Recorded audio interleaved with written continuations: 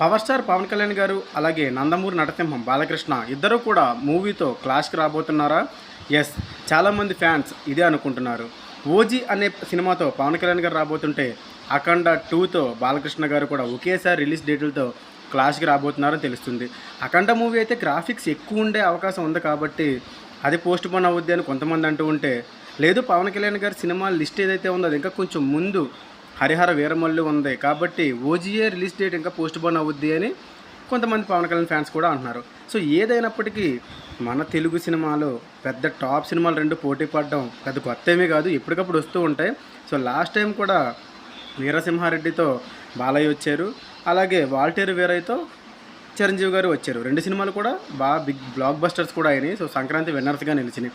So ఇప్పుడు కూడా వచ్చినప్పటికీ మన తెలుగు ప్రేక్షకులు ఎన్ని సినిమాలు వచ్చినా సరే ఓపిక తగ్గకుండా అలసిపోకుండా చూసి హిట్ చేసేస్తూనే ఉంటారు. సో క్లాష్కి వస్తే ఏమవుతుంది అనే దానికంటే క్లాష్కి వచ్చిన సినిమాలు బాగుండాలని మనం కోరుకుందాం.